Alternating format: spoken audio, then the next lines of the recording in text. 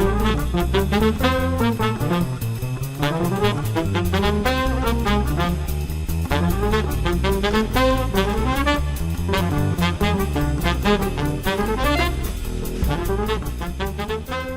welcome to the Business Brains and the Bottom Line podcast. My name is Paul D'Allegro, your host, and my guest today is Rusty Jensen, the CRO of ConnexAI. Welcome to the show, Rusty. It's good to be here, Paulie. How you doing, sir? Yes, I'm not even sure where to start because you've got so many things going on. You're the CRO of ConnexAI. We're going to get to that in a few minutes, but you're a sales leader, you're a marketing leader, and you've got your own podcast too. I do, yeah. I mean, there's just a lot to talk about, a lot of exciting things happening, especially in these times, right? Yeah. So with everything that's going on, I mean, there's a ton to talk about, a lot of topics. You can start wherever you'd like. Okay, we'll start. And we can jump right in. Well, we'll start with AI. And I it's kind of like when I say AI, kind of like groan because that's all everyone was talking about. And this reminds me of about 10 to 15 years ago when it was digital transformation. Do you remember that one? And I think back in those days, if you asked someone what digital transformation is, you would get 50 different answers. Absolutely. And I kind of feel the same way about AI. Now, your company's in the AI space. We'll get to kind of specifically what you do. But what's your take on this whole AI technology and where it's heading? You know, it's an interesting trend. I mean, obviously, a lot of the investment, a lot of the hype, a lot of the excitement is all around AI, right? And I think what tends to happen just from like a business cultural standpoint is I think people lock in on particular topics like AI, or they lock in on certain topics like you mentioned before, like digital transformation. And the next thing you know, it's every sales deck, every website, every talking point is all about those topics, because I think that's a lot of where the money is going in terms of investment and strategy. But what I would say, though, with AI itself, though, is the transformative capability that it has is a level of excitement and a level of energy that we haven't seen in a long time. I mean, you go through all these different emotions when you learn about AI. There's excitement, there's anticipation of opportunity. You have fear. Some people have real fear and concern about what it can do. It's just hard to sort through all the noise when everywhere you turn, it's just AI. I mean, the other day I was looking at an ad. There's like not just AI companies everywhere. There's like an AI stuffed animal pet, that you can buy. And that's funny. Everything seems to be infused, but it's just kind of funny. Yeah. So, the big thing with AI to me is, how do we understand it? And as from a kind of focus on corporate world, in our personal lives, I guess we can maybe touch on that later. But I think all companies are trying to look, okay, how do we utilize it? What do we use it for? And how do we monetize it? How can we make money using it? I think those are the key issues. You tell me this, you're in that business, so you tell me. Oh, they're definitely the issues. Yeah. I mean, I think that, every executive and anyone who's really interacted with AI at any kind of depth can see the potential of what it's actually capable of doing. I mean, we're seeing, a technology that has a human-like intelligence that's able to look at and scan and sort through mounds and mounds and mounds of data, make sense of it, be able to parrot it back in ways that we can easily consume. It can accomplish work far faster than what a person could do. And you can see those optimizations in terms of augmenting and helping humans. You can see those optimizations in terms of being able to actually replace a lot of the monotonous jobs and a lot of the tasks that humans don't really want to do. You see that opportunity. And if I'm an executive and you look at the amount of work that is essentially done, like the work products that are done in a company, and when you look at the body of work products that are repetitive, that are simple, that could be automated and optimized with AI, it's a whole new range and threshold. And I think some executives are seeing the real potential of 30, 50, 60, 70% savings in total cost, and being able to take that type of money and reinvest it back for growth and for opportunity. So people are seeing that, and executives see that vision, and they want it. And they want to get there first. It's just a race. Yeah. How do we get there first?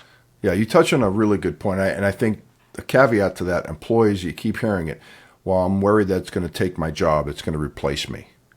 And hopefully the net of this is it makes people more productive and the company more productive and more profitable. I'm thinking that's the goal. That is the goal, and I think that's also the result in practice. I think we have a kind of a unique vantage point at ConnexAI in that we've been at it for over 4 years with real optimized AI. And previous to that, another 9 years of development with automation and contact center capability and things like that. But real like agentic AI agents that do the jobs of humans, we've been developing, building, deploying that for about 4 years. So we've seen a lot of cycles where a real fundamental core AI product that is actually capable of doing human work, right, at scale and doing complete jobs. As we've deployed it and seen it, what most companies are doing with the savings that they're getting and with the huge gains is they're actually not going through and just cutting a whole bunch of people, right? What they're doing is they're saving a lot of money on costs, usually through like attrition. Sure, yeah. Like for example, a customer service group, somebody leaves, a lot of attrition comes down, but they're reinvesting that money back in to optimize their business and become more competitive. Very few of our customers, the story is not, we came in and they just saved all this money and that was the end of the story. Yeah. It's usually we save all this money, it's being reinvested and they're seeing record years in growth, 100% growth, like doubling of companies. That type of thing is what we're seeing. And most of their employees are just sort of shifting into those jobs. Yeah. On the growth side. So it's not as dire in our little world, Sure. right? Yeah. It's not as dire as you might think because companies pivot pretty fast. Yeah. No, and that's a great point too. I think if you go back and look at I don't know, I'll make a stupid example, like fax machines or something. It's going to destroy 1 million jobs and carriers. It never did, but every technology leads to new opportunities. That's kind of the way I look at it. It does. Yeah. So go ahead. And I would also say that there's few technologies that have as much disruptive capability, right? And optimization at the speed. But to your point, I think you're right. And I think that's something that we're observing. Yeah. Is it just leads to more opportunity, more areas to go innovate and grow and win. Yeah. And you touched on a key statement that kind of I don't think in our lifetimes we've seen anything as disruptive as this though. No. I mean, this is AI is a game changer from everything. Now, the one other caveat to this that I think about too is what are the bad guys doing, right? They're using this as well. We get all these phony calls that sound like a human on the other side, and they can replicate voices. And one of the things it's in the news today is Savannah Guthrie, the host of NBC, CBS, whatever. Her mother got kidnapped. Yeah, and she came out and said that we need proof in this world of anyone can duplicate voices and pictures and audio and video. We need proof, and that's straight out of the AI playbook, right? Yeah, I mean, I think it is a little bit unfortunate, Yeah. right? Because with all of the wonderful opportunity and scale and all the great things, I mean, with our technology. Our technology will clone humans' voices, but the intention is take some of your best customer service people, some of your best appointment setters. Let's clone their voices and let's use those as a voice of the company to be able to go out there and represent the company and really designed to do good. Yeah. Right. Yep. But there are technologies and people will take that technology and they'll use it for bad. And so there's a constant, especially in like the cybersecurity world. And in the security world, there's this constant desire for the criminals, the bad guys, to be able to leverage technology like AI and then go to try to do more bad, right? But then there's also a much larger number of people that are trying to do good and do the right things and to create countermeasures.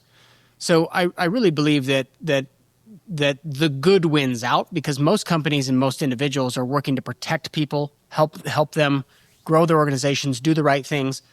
And there's a lot more of those people and a lot more investment and a lot more of our talent that is on the good side. But there's certainly the nefarious side where people are leveraging AI, just like they've leveraged a lot of other tools to be able to cause harm and commit crimes and those things, which is why it's important to stay vigilant as we develop this and stay informed and and work to protect ourselves and our companies. Yeah, so I was at your website before the call to look at what you guys do. You have like conversational AI. Am I understanding kind of what you do? And you have a number of different industries that you specialize in. Yeah. And you say you try to use voices that will replicate some of your support staff. Does the customer ever know that they're not talking to a person? They do. They do, actually, and almost every time. And actually, sometimes it's good just to tell them Yeah. that they're actually working and talking with AI. And what our technology essentially does, right, in a nutshell, is it basically enables an AI agent, so like a digital worker, to be constructed and built to do the job of a human for things like, for example, if you call into a medical clinic and you need some eye care, you call into an optometry clinic, you call and say, I need to schedule an appointment to come and see the optometrist. The AI can have a conversation, do some validation to who they are as a patient, do some intake, Sure. collect some medical information, set an appointment, subsequently follow up and remind them of their appointment, answer questions, and then later on help to schedule follow-up appointments. Now, that is a process that all of us go through. Yeah. Like, it's easy to kind of relate to 100%. that type of Yep. scenario, right? And what the AI enables is it enables you to have like a friendly, engaging conversation, but at any time. So I don't know if you're like me, Polly, but sometimes I'm working till 7:30, 9 o'clock at night. I need to get an appointment scheduled, but I call and some companies are 9 to 4. Yeah. Like, I can never get in for an appointment. But if I can call at 12 o'clock at night, I can schedule that appointment and solve it, and I can book that appointment. That helps the clinic and it helps me. Yeah, it's a win for everybody. And yeah, it's a win for everybody. And if you can do it in a way where it's not annoying, like older phone systems where it's like, press 1 for this, press 2 Yeah. for that, like it puts you in what I would call IVR hell. You're just stuck in this automated system. And then finally you get someone, but it's like an after hours answering service, who knows where. Right. You can barely understand each other. It's just like, that's just not a good experience. But when I can go in with an AI, call it understands me, sounds friendly, I talk, it understands, it accesses systems, it schedules appointments, it gets it done. It's twice as fast as a regular person, and it's just solved. That really helps everyone. And you can do it. And that's what our tech is doing. Yeah, you can do it at your convenience too. Yeah, right. Now, how do you, Exactly. now, and again, I looked quickly at, you're in a few different industries. How do you build that library, like of terminologies and things that are, just distinct for that type of industry, whether it be medical or construction or whatever the industry is? It's really important. I think a lot. There's different types of products and different type of software and different types of solutions that people have, right? And I think there's a tendency of building a software or a technology for a specific purpose, and then going into companies and saying, this is the purpose, this is how you do it, this is what needs to be done, and never really taking the time to learn how those businesses actually operate, what the real problems and challenges are, and to be able to invest with your people and your products to be able to customize it and develop a solution that just fits really well. Yeah.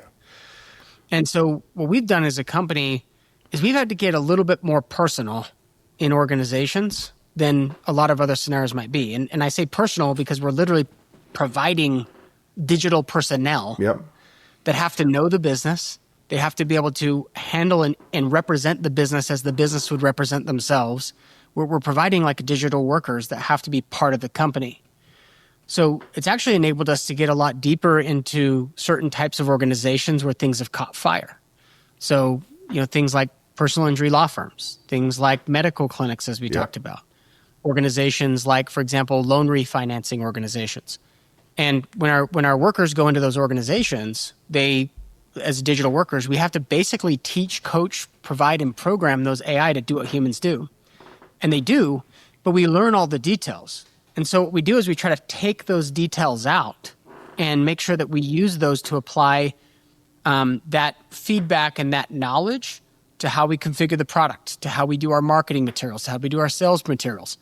We try to build it for scale to where we can train our sales teams to speak their language and really understand what they're trying to accomplish and talk to them like as if we know what we're doing, because we better if we're going to put digital workers in there. You know what I mean? So do you ever They're doing the job. do you ever have any rogue digital workers? That It can happen. Well, like, it can happen. I mean, yeah, like in the movies, right? Like you see these computers that take over the world and they go rogue and start just morphing into something that they weren't designed for. That's kind of where I'm going with that. I'm kind of making it's a joke, but yeah. No, it's actually a really good topic, because in the early days in building this type of AI, you have this concept in AI called hallucination. And what hallucination is this. So if you look at some of the common platforms like OpenAI, Gemini's, those types of platforms, what they are is they're the large language models that have a massive amount of data, right, Paulie, that they can access to be able to solve any question, any problem. And so you'll come up and say to the AI, hey, I need to solve for this, or this, or I need you to write me a paper, or I need you to write me a marketing set of material or something like that. And what they're actually programmed to do is to look at a vast amount of information, which sometimes is also conflicting. Everybody has opinions. Like even people that are scholars have different opinions on how certain things are in different theories. And so what the AI is doing is it's scanning through all that information. It's looking for the best match, and it's pulling up and it's using a generative concept to generate a set of content that is complete. And it has to do it at a speed that satisfies the user. And in communication, it's like really fast speed. Yeah. I have to be able to give you answers fast. So what happens is if the AI doesn't have all the answers, or it hasn't been able to scan through all the data fast enough, it makes it up. Oh, wow. And that's what you call hallucination. It makes it up. It is generative, and it's programmed to generate and spin up a story, essentially.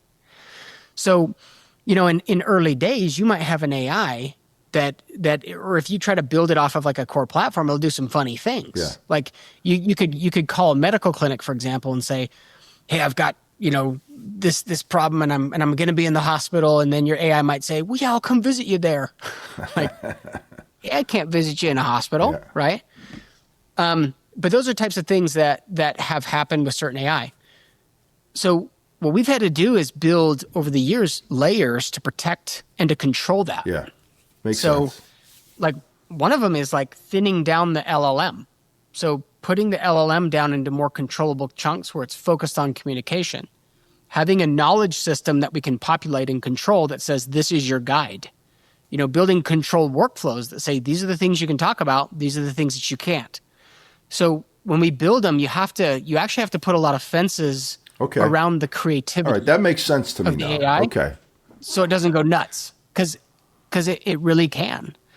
And there's some things where there's been, you might have seen in the news, some AI sold a car for $4.70, and you have some AI somewhere that, is just giving everybody refunds, and those are things that have happened with some of the early people that have gotten into AI.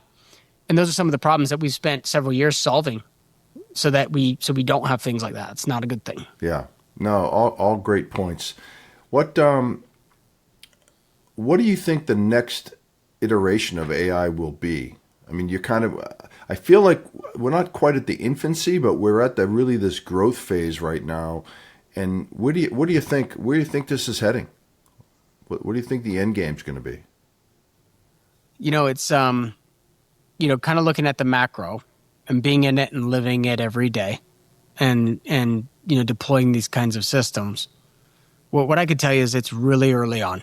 I mean, this is like, I remember like in the early days of the internet, like you're getting on with like dial-up modems and AOL, and your emails are like, it was almost like you couldn't really function on the internet. It's really that early. Really? Okay. Yeah. And what's happening right now is everyone is sort of just getting into generative AI, and there's a tremendous amount of learning that's going on as a macro economy and as a global economy. We are learning right now how to build AI tools, how to implement AI tools, how to leverage them. The executive vision is we want big gains, big, big hits, right? But as you notice, you don't go calling around to companies and all of a sudden AI is handling everything. Not yet. No. Right? Unless you're calling some of our clients, right? Like you're not getting to that point where it's a massive shift. Most companies haven't quite figured out, they figured out how to use ChatGPT or OpenAI, but they really haven't figured out how to get massive gains in most cases. Yeah. And so we're learning quickly as a macro economy, but a lot of organizations are just sort of starting and trying new things out. And you see all kinds of things. People trying to build things themselves. People putting new on-premise architecture in their organizations for security. You've got all kinds of different initiatives going on. But what's incredible is almost everyone, literally hundreds of millions of people every day are interacting with AI, trying new things, have active projects, are testing, trying, and adapting. But the real big gains and the big scale is yet to really take hold. But in the next couple of years, it will take hold in a massive way, and you'll start seeing real disruption. Yeah. But it's all new, Yeah, it's exciting stuff. I mean, I know our company, we're all talking about it internally and how we use it. But one of the big concerns we have is, we don't want to share our company data and get that out there for public consumption. And we're trying to figure out how to protect ourselves from having someone steal our data, And so I guess there's ways of having like an internal AI. Am I using the right terminology? Yeah, that's a good point. So so with everybody trying new things and trying to test out new AI, what's happening is we're giving, one of the things a little bit scary is we're giving AI some unprecedented access to some very sensitive information and data. Even taking, for example, let's say you mentioned that you had worked at HP before. Let's say you have like enterprise servers that you're selling, and you have like an RFP template that says, here's all the capabilities of our servers and our specs and some data that you would usually protect with like an NDA. A lot of people are taking that data, they're just pasting it into a ChatGPT and saying, use this to answer these questions. And what we're doing is, in those cases, what people are doing is they're literally giving very sensitive proprietary data to an AI that's able to take it, consume it, learn it, and then use that to populate a document. But the information is out there. People are putting their IP, their ideas. Like people are putting in like stories. Like I have this idea of a book and a story that I want to write. That's my story, and they give it to the AI. And then other people will ask the AI, I want to get some good ideas on a story, and that same story is given to someone else, right? And if you think about that in a basic way, these public consumption environments are allowing AI to access data, and it is actually getting out of organizations, and it's becoming available in unsecure ways. So how do you protect yourself against that, though? Yeah, so that's a great question. So the way you do that is, so for us, what we had to do is go through a process where we started sorting out and figuring out that if we're going to work with major insurers or major banks, or we're going to provide protected data, we have to be able to isolate the AI language model. We have to isolate the communication systems, the customer data, the call transcripts, the recordings, the AI summarization. We have to be able to isolate it into controlled environments. And what we've done is we build single tenant instances inside of Amazon that are built for each customer. And the LLM and all the technology necessary to run the AI is contained right inside that same container. We don't access third-party LLMs, right? And by doing that, we can use secure data access points, right, through APIs to people's data, to their CRMs and their data, to be able to give it to the AI to interact. But the data stays contained within the organization's control. And by doing that, we can meet all the security standards. And ours is more advanced because we've been doing it for longer and we've figured out how to do this safely, right? But other organizations are still trying to learn it. They're literally trying to create their own language models or take enterprise versions of them, put them on their own on-premise servers. Like I was on a panel and one major bank was talking about how they were doing that. They were building their own server infrastructure to try to protect their data, right? But regardless, as people are building and deploying AI, they just have to realize like this is really sensitive data. It's protected. It's regulated. There's real risk to consumers and your customers unless you are able to put it in an area where it's protected, secured, encrypted. You know, we have to kind of come back a little bit to the sane side of the fence. Instead of the excitement, we have to come back a little bit to sanity and grounding and use good fundamental IT and security principles to protect your data. Yeah, like you said, the term used, put some guardrails on this, right? Like, so if I understand it correctly, there's like they can go out and get public information to use, but there's certain information that can never leave the platform. Am I understanding that correctly? Correct. Yeah. So yes, like in our platform, what you have is you have kind of the core language model, the database, the communication systems, the call recordings, all of the AI itself that's communicating with customers and collecting personal data. It's all housed in that secure environment, right? But if we need to go outside of that system to collect information, we can securely access a database, or we can retrieve public information from outside and bring it in to augment the conversation, right? And it's called retrieval augmented generation is what it's called. So you retrieve it to augment your knowledge and then generate an answer, right? That's what it is. And that's how we make sure that data is protected and that people are still getting the answers that they need, right? One of the things that's scary is a lot of AI products and a lot of AI companies, a lot of little startups or new initiatives and things like that, they haven't really gone through all the protocols and the infrastructural setup and configuration, because it's a real investment. You know, it takes a lot. They haven't done enough of that to actually have like a secure AI product. So a lot of what you see out there, everybody will say, yeah, it's secure, it's great, it's secure, regardless of the product. But they'll say is it really though? But it's really not. It's based on open source stuff, and they're working on it. But you'd be surprised that it's actually a little scary to see how much out there is. It's sort of just cobbled together, and we're just throwing it out to market. You know, it's a little scary. I'm actually not surprised by that because, I mean, we're an IT consulting company. We have a cybersecurity division. So we're talking to customers all the time about security, and that subject comes up a lot. How do we keep our data private? How do we, and what you happen, a little bit of shadow IT, you get some people using ChatGPT, some people using Copilot that isn't sanctioned by the company, right? And so what do you do there? I mean, how do you get your arms wrapped around that and I don't think a lot of these people have any ill intent. It's just they're looking for answers, and they do use these platforms that are out there for public consumption without realizing that they probably could be doing the company some harm. Yeah. And I really think it's sort of a genie that's come out of the bottle that's just really hard to put back in.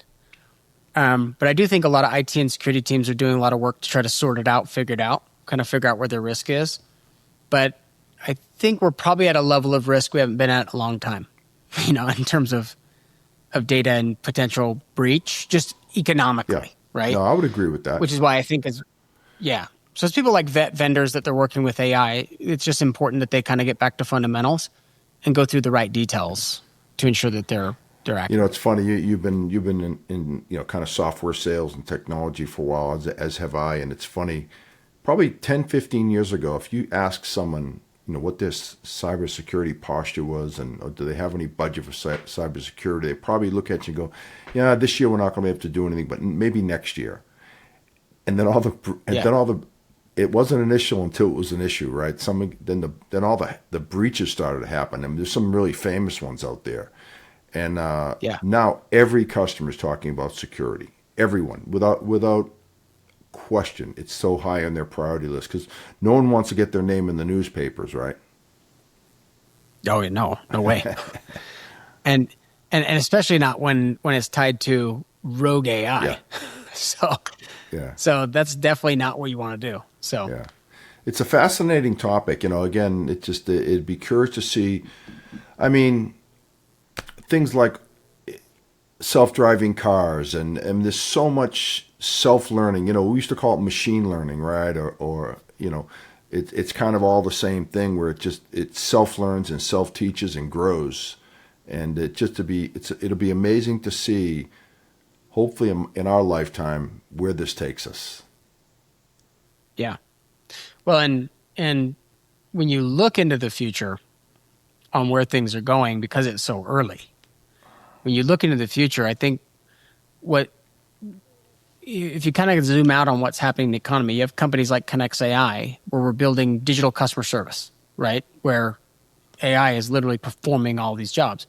You look at organizations like Tesla, where they're building their Optimus robot programs, which that AI is kind of rooted in the same AI that's doing the self-driving of Yeah. cars that can help navigate the Optimus bots.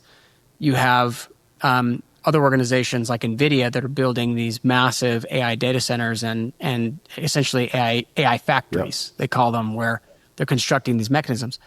And what will be interesting is to see how all these technologies converge. Sure, makes sense. Because if you think of it this way, where let's say, let's take an example of, let's say I'm a pest control company, as an example, and somebody calls in and says, "Hey, I'm seeing bugs around my house. I need you to send a technician out right away to come and solve for it."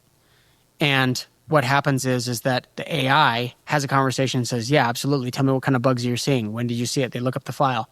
Then the AI calls an Optimus bot and says, "Hey, this house needs to be given a treatment." And then the Optimus bot calls an autonomous taxi, right? That drives it to their house. That's funny. And the bot gets out of the car, does the pest control treatment, and using, human tools, right? Because we don't have any techs available, send the AI bot.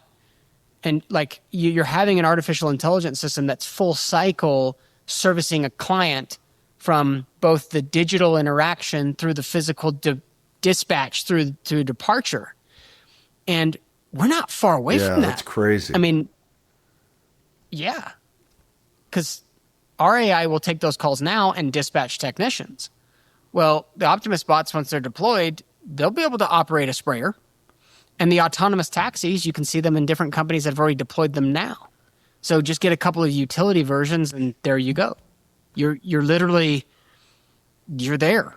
So we're not even talking about a long time in lifetime. It's just about different parts and pieces starting to come together, and it changes the whole dynamic. Right? It's funny that you say that about the pest control. We just got one of those dreamy floor washers and sweepers that learns your house. That thing is amazing. It can go under beds, and it just learns where all the obstacles are, and it's just amazing. There's so much intelligence. It's a super simple example, but it learns your whole house eventually, and knows when it goes on rug, knows when it's go. We got a couple little couple-inch ramps going into different rooms. It knows how to get up those now, get down those. It's just, and again, that's all just learned over time. So call it AI, call it machine learning, call it whatever you want to call it, but it's getting smarter. Oh yeah, that's awesome. Yeah, it's really cool. So I was kind of against it. My wife was the one to talk me into it, and when you see it work, it's an amazing thing, and it just, and you can set it to do a room, half a room, the whole house, and when it fills up with dust and dirt, it goes right back to the station, dumps the dirt, cleans itself, and then goes back out. That's awesome. Pretty cool. That's pretty cool awesome stuff. It's very cool. Well, and with something like that, I mean, let me ask you that question, which is, what do you look forward to, or what do you think is going to be happening in terms of AI? Is this something you think is going to end well? You think it's going to be awesome? Do you think it's going to, be more of opportunity, or do you think there's more risk? I'm optimistic about it. The thing I worry about all technology is taking away human interaction. Right. Yeah. So we're humans. Like I go to the gym Yep. every day. I don't go, well, I take that back. I go to work out and get in shape, but I'm at home all the time, most of the time.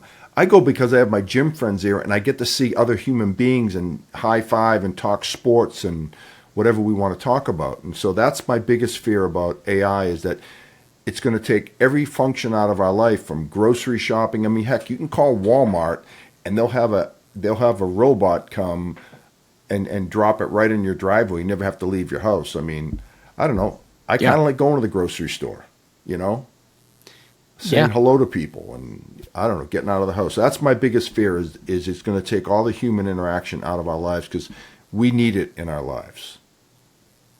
We do. I mean, it's like it's a makeup of like who we are. It's how we communicate. Yeah. It's how we learn is through story, through sharing experiences. I think we'd be much less complete people without it. I would say that, if I want to call and I want to get a question answered on my cell phone bill, or if I want to call and reschedule my flight, my preference there is just to get it done as fast as possible. And if I can talk to an AI that can do it in 4 times faster than a human and I don't have to wait and I can just talk boom, boom, boom, like that's phenomenal. And what I'm hoping is that between all of those things, what happens is that as a society and as people, we just take more time to start working with each other, noticing each other, collaborating with each other, and leveling up our communication. We take away all of the monotonous and the simple. We move up to a different level of plane and deepen our relationships and work together in a better way. I actually think we will. Yeah. You're an optimist. But You're an optimist. I love it. Yeah. Yeah, I think we will. I do think that AI will then become a part of our, it'll be part of our common interaction. I think we'll probably come to rely on AI a lot. But there's just certain things it can't give, like the human connection. And I think we're going to seek it out. Yeah, that's great. And I think we'll have a little bit more time to do it. Yeah. That's what I think. Yeah, that's good stuff. I mean, like I said, that's my biggest concern is just it's going to drive for us. It's going to do construction for. They're already doing like 3D printed houses. I mean, where it's here. It's real. Yeah. And I don't know. So you and I still have a few more years left on this earth. So hopefully we'll be around to see kind of where. I mean, think about if 150 years ago, people that were around then fast forwarded to today, it would be like the Jetsons to them. That the old cartoon, the Jetsons. Oh, for sure. And we're going to, people in 150 years from now are going to, if they were, that are alive today that could fast forward, are going to think the same thing. I mean, technology is accelerating at such a rapid pace. It's going to be fascinating to see where it goes. Yeah, it is. And I think it's going to go very far. Yeah, so I think hard to recognize. Well, cool. Rusty, I think we covered a lot today. I really appreciate your opinions on AI because you're in the thick of it. That's what you guys do, and so you shed a lot of light on what's here today, what's going to happen in the future, or what you think may happen in the future. No one really knows, but it's a wide open playing field out there. It's very cool. Well, I appreciate you having me, Paulie. Oh, it's great. You're welcome, Rusty. And well, that's we'll end it on that note. This is Paul Delegro signing off for another edition of the Business Brains and the Bottom Line podcast.